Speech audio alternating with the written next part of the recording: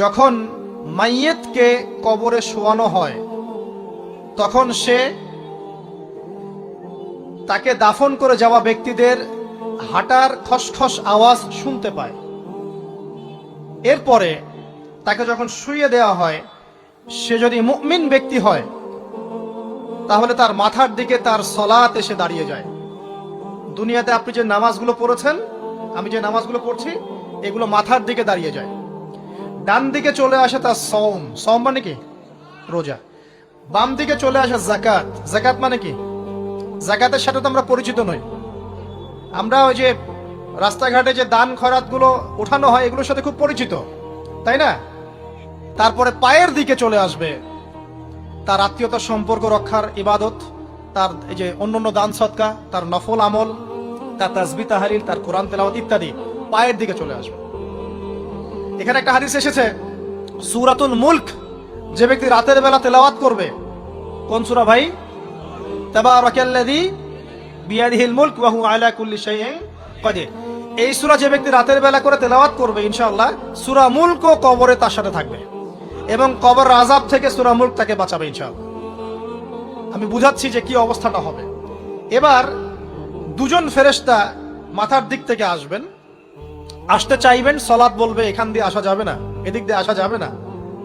ডান দিক দিয়ে আসতে চাইবেন, এদিক দিয়ে আসা যাবে না। বাম দিক দিয়ে আসতে চাইবেন, যাকাত বলবে এদিক দিয়ে আসা যাবে না। পায়ের দিক দিয়ে আসতে চাইবেন, আমলগুলো বলবে এদিক দিয়ে আসা যাবে না। তখন যাই হোক, তারা আসবেন। এটা তাদের এটা কথা কি? এটা কথাটা হচ্ছে যে সলাতের গুরুত্ব, মানে সে সলাত আদায় করেছে, সে আমার হক আদায় করেছে, আমি তার পক্ষে আছি, এটা পক্ষে বোঝাচ্ছে। রোজা বলবে আমি ওর পক্ষে আছি, তাকে আপনি কোনো শাস্তি দিবেন না, আমি তার পক্ষে আছি। আপনারা দুজন তাকে শাস্তি দিবেন না, আমি যাকাত তার পক্ষে আছি, এটা পক্ষে থাকার কথা। তারপরেও তারা আসবেন, চোখগুলো হবে নীল এবং কালো বর্ণ, নীলাপ চোখের, কালো। মুনকার নাকি উঠে বসিয়ে দেওয়া হবে। এবার তিনটা প্রশ্ন। প্রথমে প্রশ্ন হচ্ছে কি, মান রব্বুক, তোমার রবকে? তখন মুমিন বান্দা বুক ফুলিয়ে বলবে রব্বি আল্লাহ, আমার রবকে। তারপরে প্রশ্ন হয়ে যাবে মা দিনুক, তোমার দিন কি ছিল? মুমিন বান্দা উত্তর দিবে কি, দিন ইয়াল ইসলাম, আমার দিন ছিল ইসলাম। এখানে শুনে রাখেন, পৃথিবীতে যারা ইসলামকে পরিপূর্ণ রূপে পালন করবে তারাই এই উত্তর দিতে পারবে ইনশাআল্লাহ। যারা ইসলামকে ঠাট্টা বিদ্রুপের হাসি তামাশার পাত্র বানিয়েছে, মন চাইলে কিছু করি, মন চাইলে কিছু করি না, সহজগুলো একটু আমল করি, বাকি কিছুর আমল ধারি না, হ্যাঁ, নামাজ পড়ি, সুদ ছাড়তে পারি না, ঠিক আছে, বছর বছর ওমরা করি, এদিকে ঘুষ দুর্নীতি ছাড়তে পারি না, ইসলামকে ঠাট্টা তামাশার পাত্র বানিয়েছে, এরা কোশ্চিনকালে উত্তর দিতে পারবে না মা দিনুক, দিনে পরিপূর্ণরূপে ইসলামে প্রবেশ করতে বলেছেন আল্লাহ রাব্বুল আলামিন। যারা পরিপূর্ণরূপে ইসলামে প্রবেশ করবে এবং ইসলামের প্রতিটা মৌলিক বিধান মেনে চলবে, ইনশাআল্লাহ তারা এর উত্তর দিতে পারবে। এরপরে আসবে তৃতীয় প্রশ্ন, নবী সাল্লাল্লাহু আলাইহি ওয়াসাল্লামকে দেখানো হবে। যখন দেখানো হবে তখন সূর্য যখন ডুবে যায়, যে দৃশ্যটা আমরা দেখতে পারি না, ওই দৃশ্যটা ভেসে উঠবে এবং মুমিন বান্দা অস্থির হয়ে যাবে, বলবে আমাকে ছেড়ে দাও, আমি নামাজ পড়বো। সুবহানাল্লাহ।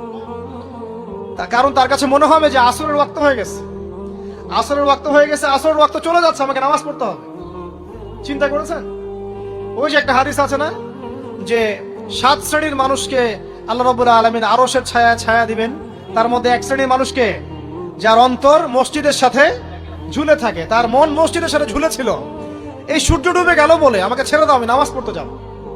তখন ফেরেশতারা বলবেন তোমাকে নামাজ পড়তে দেয়া হবে, তবে তার আগে তুমি এর উত্তর দাও। কি উত্তর? এই ব্যক্তির দিকে তাকাও। তখন নবী সাল্লাল্লাহু আলাইহি ওয়াসাল্লামকে দেখানো হবে, সাল্লাল্লাহু আলাইহি ওয়াসাল্লাম দরুদ পড়বেন। বলা হবে যে এই ব্যক্তির সম্পর্কে তোমার কি ধারণা? মান হাযা রাজুলু বুইসা ফীকুম, এই ব্যক্তি কে, যাকে তোমাদের কাছে পাঠানো হয়েছিল? মুমিন ব্যক্তি নির্দ্বিধায় বলে দিবে যে তিনি হচ্ছেন আমার নবী মুহাম্মদুর রাসূলুল্লাহ সাল্লাল্লাহু আলাইহি ওয়াসাল্লাম। দেখুন, পৃথিবীতে যে বা যারাই নবী সাল্লাল্লাহু আলাইহি ওয়াসাল্লামের সুন্নতের উপর আমল করবে, ইনশাআল্লাহ সে তার উত্তর দিতে পারবে। দুনিয়াতে যারা নবীর সুন্নতের 5 পয়সা পরোয়া করছে না, তার আদর্শের 5 পয়সা দাম দিচ্ছে না, তারা কোশ্চিনকালে উত্তর দিতে পারবে না।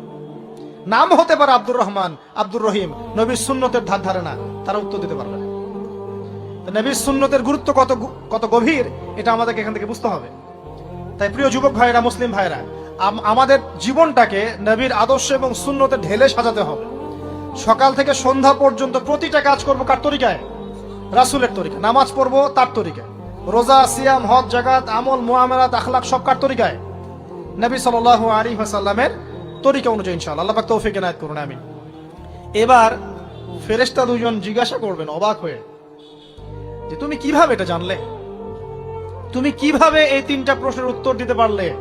কারণ বেশিরভাগ মানুষ তো উত্তর দিতে পারবে না, বেশিরভাগ মানুষই এই উত্তর দিতে পারবে না।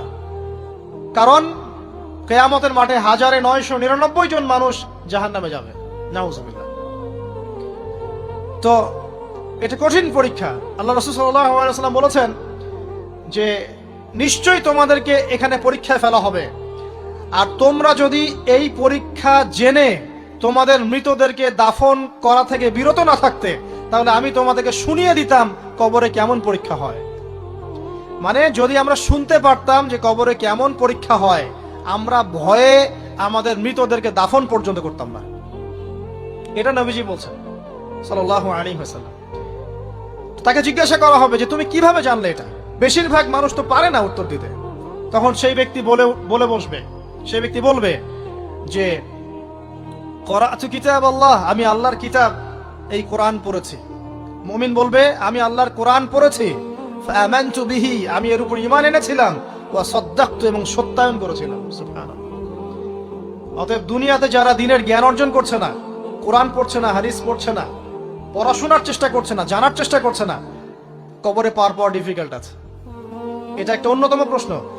আমরা কিন্তু মনে করি তিনটা প্রশ্ন হচ্ছে, আসলে প্রশ্ন হচ্ছে কয়টা? চারটা। তিনটার পরে আরো একটা এক্সট্রা। কিভাবে জানলে? তখন উত্তর দিচ্ছে আমি আল্লাহর কিতাব পড়েছি, ঈমান এনেছি, সত্যায়ন করেছি। সুবহানাল্লাহ। নবী সাল্লাল্লাহু আলাইহি ওয়াসাল্লাম হাদিসের পরের অংশে বলছেন যে যখন কাফের বান্দাকে উঠানো হবে, তখন ডানেও কিছু নাই, বামেও কিছু নাই, সামনে পিছনে কিচ্ছু নাই। মাথার দিক থেকে ফেরেশতারা চলে আসবেন, উঠিয়ে বসানো হবে, প্রশ্ন করা হবে কে তোমার রব? একটাই উত্তর, লা আদরি, আমি জানি না। নাউজুবিল্লাহ। কি তোমার দিন? লা আদরি, আমি জানি না। এই যে আল্লাহর তো খবর নাই, আল্লাহ পাকের বিধান মেনে চলার কোনো খবরই নাই, পরোয়াই নাই। সে জানবে কিভাবে ইসলাম কি জিনিস? সে জানবে কিভাবে আল্লাহ কি জিনিস? ও তো আল্লাহকে চিনেই না। দিব্যি বলে বেড়াচ্ছে মহাবিশ্ব সৃষ্টি হয়েছে বিগ ব্যাং থেকে, আল্লাহ বলে কেউ নাই। মানুষ সৃষ্টি হয়েছে বান্দর থেকে, নাউজুবিল্লাহ।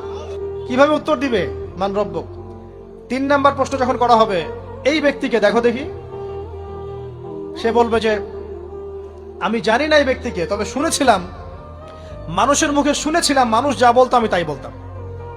মানে সে রাসূল সাল্লাল্লাহু আলাইহি ওয়াসাল্লামের নাম শুনেছিল হয়তোবা, কিন্তু তার সুন্নত বা আদর্শ কখনো মেনে চলে নাই, পারল না। এবার জান্নাতি ব্যক্তি হলে কি হতো? ওই যে সূর্য ডুবছিল যেখানে, তার দৃষ্টির সীমা পর্যন্ত কবরকে প্রশস্ত করে দেয়া হতো, এবং জান্নাতের একটা দরজা তার কবরে খুলে দেয়া হতো। এটা কিভাবে করা হবে সেটা আল্লাহ পাক জানেন। এটার ব্যাখ্যা করার জ্ঞান আল্লাহ আমাদেরকে দেন নাই। যেই মানুষের ক্ষুদ্র জ্ঞানে মানুষ ব্যাকটেরিয়া, ভাইরাস নিয়ে গবেষণা করতে হিমশিম খেয়ে যায়, সে মহাবিশ্বের স্রষ্টা নিয়ে কিভাবে গবেষণা করবে? আল্লাহ পাকের অসীম জ্ঞানের সামনে আমার জ্ঞান কি? খুবই ক্ষুদ্র। একটা হাদিসে এসেছে বুখারী শরীফের মধ্যে, যে একটা মহাসমুদ্রের মধ্যে যদি একটা পাখি 1 ফোঁটা পানি উঠিয়ে নিয়ে যায়, ওই 1 ফোঁটা পানি হচ্ছে মহাবিশ্বের জ্ঞান, আর বাকি পুরো মহাসাগর হচ্ছে আল্লাহ পাকের জ্ঞান। তো আমরা এই ক্ষুদ্র জ্ঞানের মানুষ হয়ে আল্লাহর জ্ঞানকে কেমন করে পেনিট্রেট করতে পারি? তো আল্লাহ পাক জান্নাতের দরজাগুলো খুলে দিবেন, একটা দরজা খুলে দিবেন, সেখান থেকে বাতাস আসবে, জান্নাতের নাজ নেয়ামত উপভোগ করতে থাকবে, এবং তার রূহটাকে সবুজ রঙের পাখির আকৃতিতে জান্নাতে রেখে দেওয়া হবে।